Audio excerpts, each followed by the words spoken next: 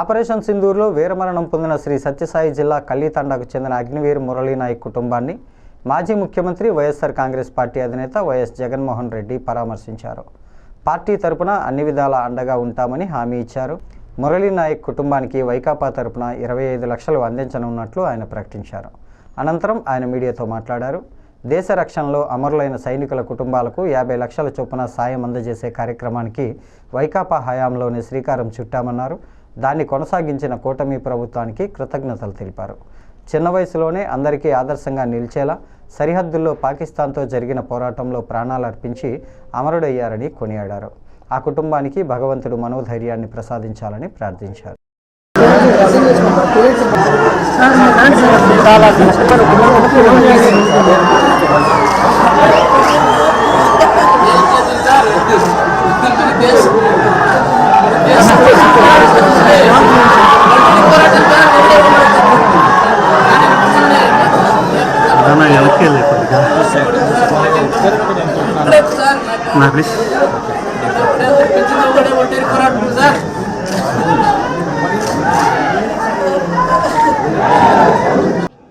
కానీ మురళి చేసిన త్యాగానికైతే మాత్రం ఆంధ్ర రాష్ట్రంలో ఉన్న ప్రతి ఒక్కరం కూడా మురళికి ఇప్పటికీ కూడా రుణపడే ఉంటాం.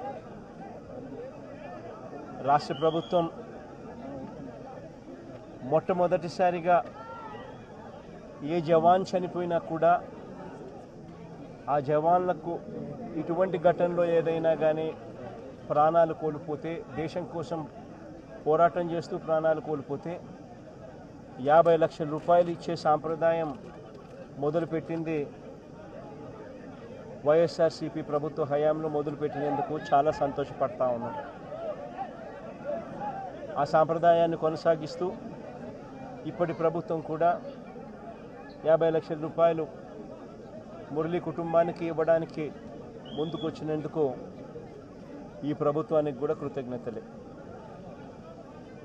పార్టీ తరపు నుంచి అన్ని రకాలుగా మురళికి అండగా తోడుగా ఉంటాం. పార్టీ తరపు నుంచి ఒక 25 లక్షల రూపాయలు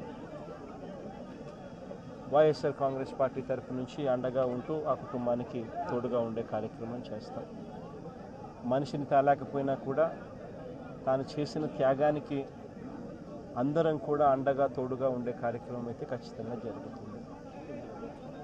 ఇలా కుటుంబానికి మంచి జరగాలని, చనిపోయిన మురళికి తన ఆత్మకు శాంతి కలగాలని దేవుణ్ణి మనసారా కూడా కోరుకుంటాను.